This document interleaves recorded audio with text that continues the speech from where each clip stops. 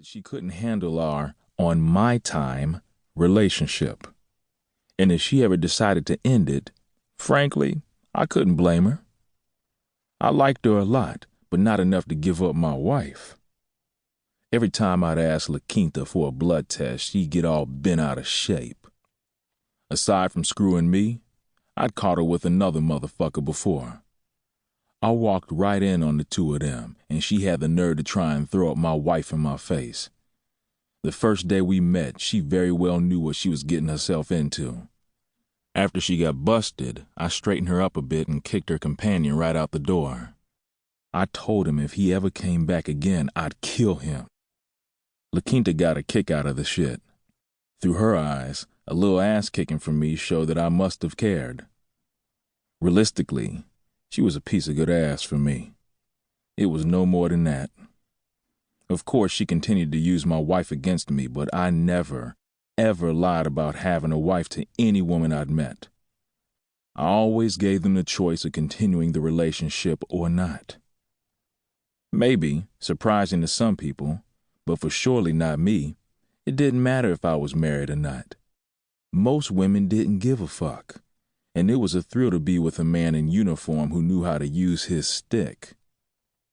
As I got ready to hit the busy streets of St. Louis, I stood in the bathroom's doorway with my white t-shirt and blue uniform pants on. I looked at Cyd in bed, loudly snoring, then cleared my throat. The alarm clock went off over an hour ago, but I guess she was too tired to get out of bed. She'd been out all night long. I'd gotten to the point of not asking where she was or who she was with, especially since I already knew she was seeing someone else. I didn't know his name, and I really didn't care to know. "Cyd," I yelled, "wake up. You gonna be late for work." She slowly turned around and rubbed her fingers around her closed eyes. "What time is it?" "Almost 7. I went back into the bathroom to brush my teeth. As I turned on the water, Cyd walked up to the other sink and widened her eyes. She looked in the mirror. "I don't think I can do this," she said, slowly brushing her long hair back into a ponytail. "I am so tired, and I don't feel like putting up with this uncoordinated staff today." I looked over at her in the mirror while scrubbing my teeth. I wanted to tell her she basically had no choice because we had bills to pay, but she already knew that. Money for damn sure wasn't growing on trees around here. It took both of us working to make ends meet.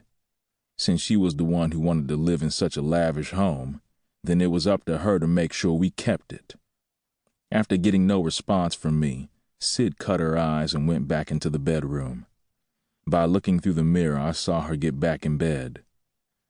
She wore a flower print long robe with a pink negligee underneath it. The flower print made her appear bigger than what she really was, and it frustrated me a bit that she'd let herself gain the extra weight.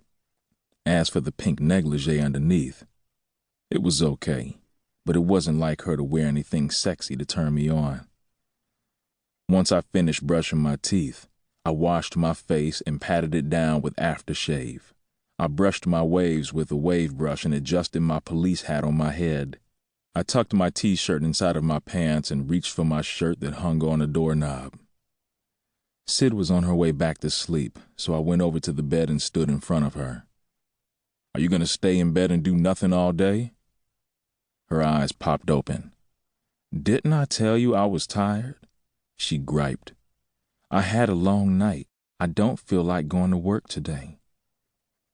The tone of my voice went up a notch. "Look, we got bills to pay.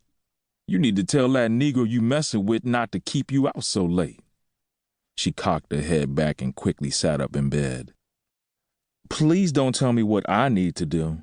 If anything, you need to get your tricks in order.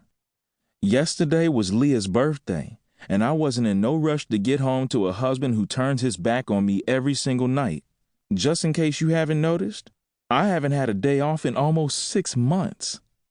One darn day without work isn't gonna hurt anyone." I ignored her sassiness and sat on the edge of the bed to put on my socks. "One day is fine, Cydney. Just don't make it 2 days."